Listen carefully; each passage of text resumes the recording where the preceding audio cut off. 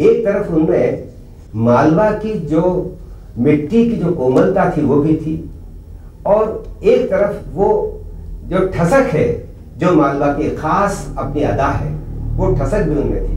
कालिदास ने कभी लिखा था, अहमेव महीपते अहमेव मतो महीपते रीति सर्व प्रकृतिष्व चिंतयत। प्रजाओं में सब सोचते थे कि मैं ही राजा का सबसे अधिक प्रिय हूँ। व्यास जी के संबंध में भी आप नगर में किसी के पास जाइए, जो व्यास जी से मिले हैं, जो व्यास जी के संपर्क में रहे हैं, वो यही कहेंगे कि व्यास जी का सबसे अधिक प्रिय मैं ही था। विचित्र से मिट्टी के बने थे। मैं कह सकता हूँ कि वो मिट्टी ही खत्म हो गई जिससे ऐसे व्यक्ति बना करते थे। शायद है कि ईश्वर के यहाँ भी वो मिट्टी कहीं अलग से तैयार की गई होगी, तब जाकर के 149 व्यास बनाए थे प्रभु ने। हम लोग बहुत अकेले पड़ गए, हम लोग बहुत अकेले पड़ गए। कभी कभी तो मैं कहा करता हूँ कि बस यूँ समझो कि हम अनाथ जैसे हो गए। वे मालवी के सबसे बड़े पुरोधा थे। मैं सोचता हूँ आज जो छोटा मोटा हमें मालवी का आंदोलन नज़र आता है या उसके प्रति रुचि नज़र आती है, जिसमें बालकवि बैरागी जी और ये सब लोगों ने काफ़ी लिखा है, इसकी सबसे बड़ी देन, इसका सबसे बड़ा योगदान पंडित जी का है। भारती भवन के इस मसीहा ने सिर्फ ज्योतिष या मालवा और मालवी के लिए ही काम नहीं किया। असल बात तो ये है कि आज जब लोग समाज को खाली कर अपना घर भर रहे हैं, उन्होंने अपना घर खाली कर समाज को भर दिया।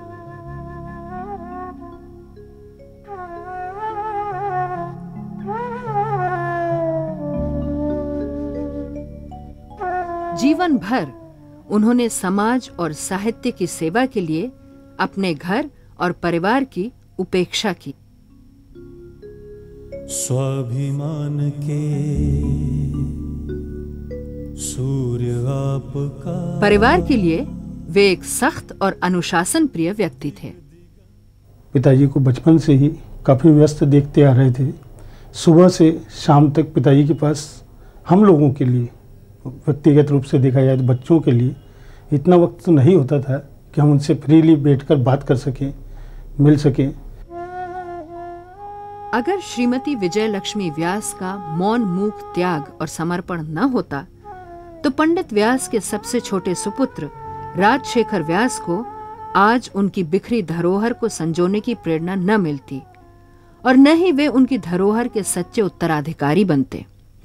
घर में सबसे छोटा था तो पिताजी तो नहीं मिले मुझे, 10-12 साल का था तभी उनका देहावसान हो गया, लेकिन पंडित जी बहुत मिले मुझे, बराबर मिले।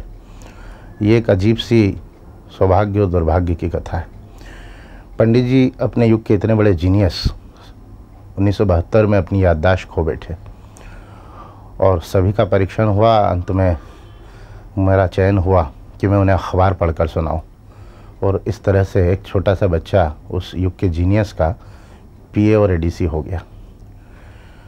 तो मैं पिता के बारे में तो ज़्यादा नहीं कह पाता, पंडित जी के बारे में बहुत कुछ कह सकता हूँ, लेकिन जो कुछ कहना चाहता हूँ कम से कम शब्दों में अगर कहूँ तो मुझे लगता है उनके 3 अवदान बहुत बड़े हैं।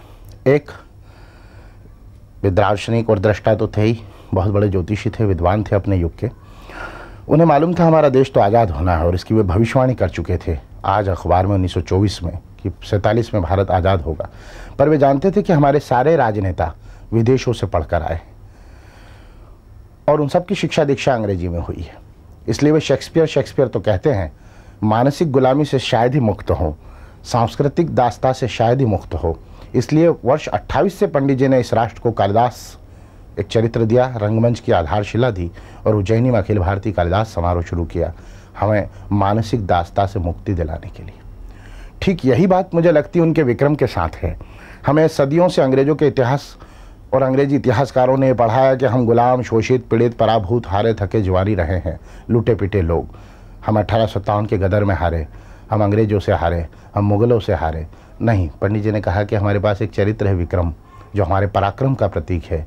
और उन्होंने विक्रम के नाम पर मंदिर और मठ नहीं बनवाए। उज्जैनी में विक्रम विश्वविद्यालय का निर्माण करा, विक्रम कीर्ति मंदिर बनाई, विक्रम स्मृति ग्रंथ प्रकाशित किया, विक्रम पत्र का संपादन किया और हमारे सोए हुए पराक्रम को जगाने का उपक्रम किया। मुझे बराबर लगता है कि आत्मविश्वास से हीन पूरी की पूरी पीढ़ी को उन्होंने आत्मविश्वास से भरपूर जीवन देने के लिए विक्रम का नाम लिया। और जो उनका सबसे बड़ा अवदान है, जिस पर बहुत कम लोगों का ध्यान जाता है, इधर मैं बराबर उस पर चिंतन करता हूँ। आज़ादी के पहले उनके एक लेख में उन्होंने एक श्लोक लिखा है कि वो राजा अंधा होता है जिसके पास अपना पंचांग, अपना दिशा सूचक, अपना काल यंत्र, अपनी काल गणना नहीं होती। आज़ादी के बाद उन्होंने उसे काट कर राजा की जगह राष्ट्र कर दिया था।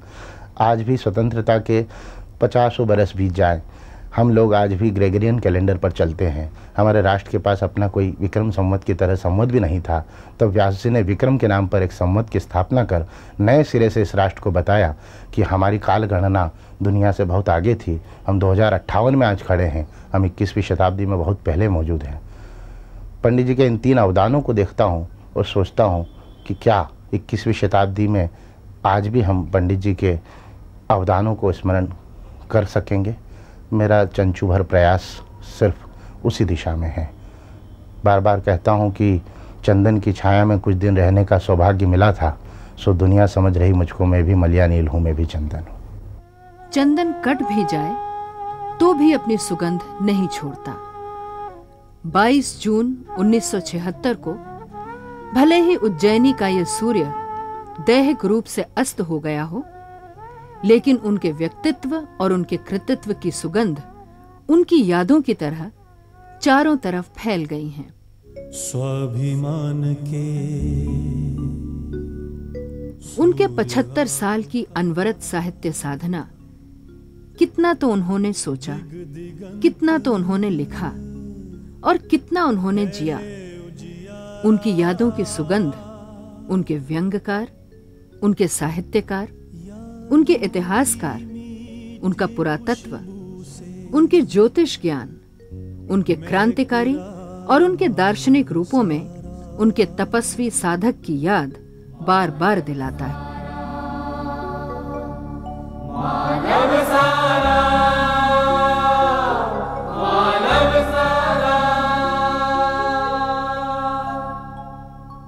स्वाभिमान के सूर्य आपका दिग दिगंत फैले उजियारा, यादों की मीठी खुशबू से महक रहा मालव सारा।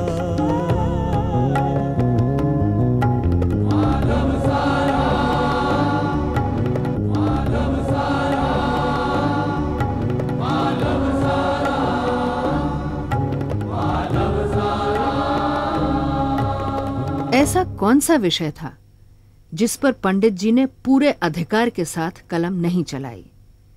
न केवल हिंदी बल्कि गुजराती, मराठी, बंगला, अंग्रेजी और संस्कृत भाषा पर भी उनका एक समान अधिकार था।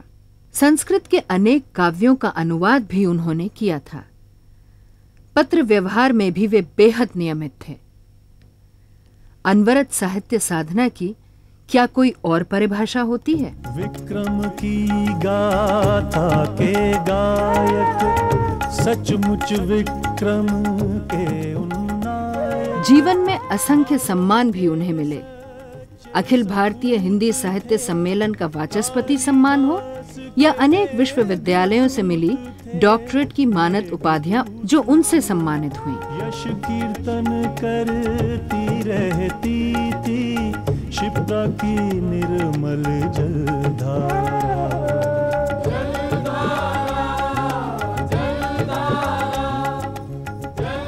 भारत सरकार ने उन्हें पद्म भूषण से अलंकृत किया था, जिसे पंडित व्यास ने अंग्रेजी भाषा के विरोध में लौटा दिया था। वे उनमें से नहीं थे जो पद और विशेषण से शोभित होते थे, बल्कि पद और विशेषण ही उनसे शोभा पाते थे। किसी नगर के इतिहास में शायद ही उन जैसा कोई व्यक्ति हो जो राजा से लेकर रंक तक सबका समान रूप से प्रिय था। भारत के बाहर सुदूर नेपाल में भी उनकी लोकप्रियता थी। वे जहां भी गए पुजाए गए, प्रतिष्ठित हुए, सम्मानित किए गए। सहज ही संस्कृत की यह उक्ति याद हो आती है, स्वदेश पूज्यते राजा विद्वान सर्वत्र पूज्यते।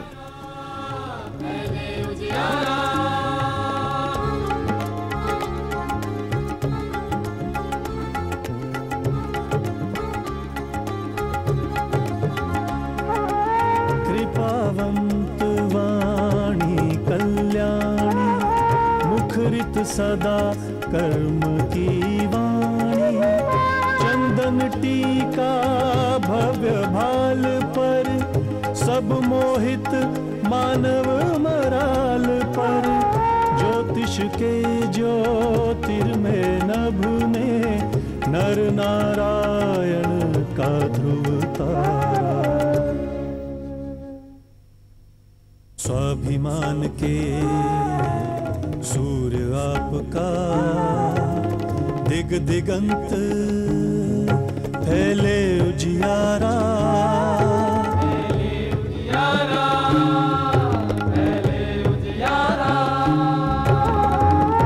यादों की मीठी खुशबू से महक रहा है मालव सारा।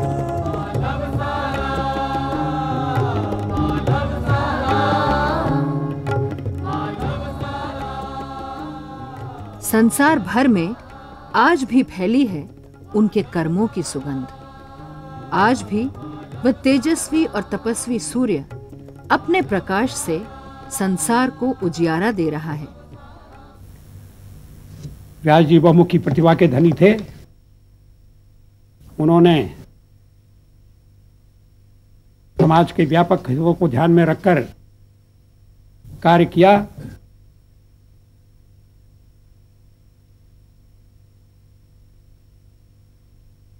उनकी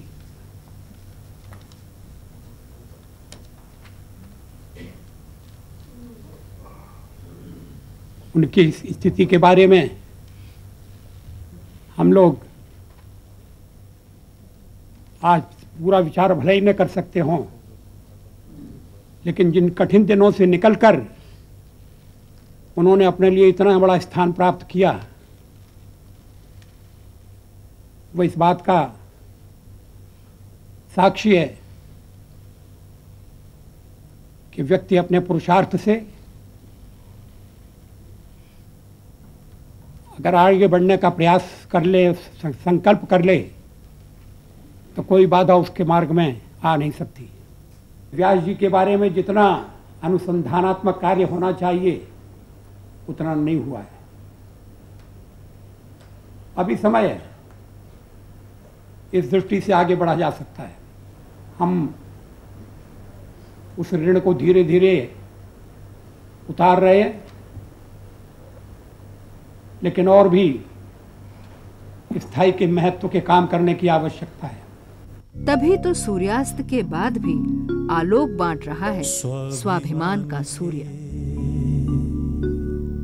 सूर्य आपका दिग दिगंत फैले उजियारा। महाकालेश्वरावासम निकषा चंद्रिकोज्ज्वलम भारती भवनम नाम यस्य भव्यम निकेतनम। तम श्रीनारायण सुतम सांकुरम सूर्यनारायणं वंदे मालवोत्कर्षदीपकम्।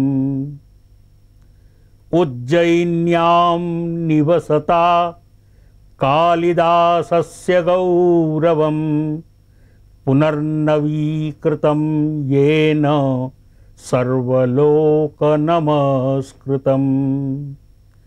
उज्जयिन्यां नवोत्थानं प्रति सर्वत्र सक्रियं सज्जनानां तापहरं सूर्यना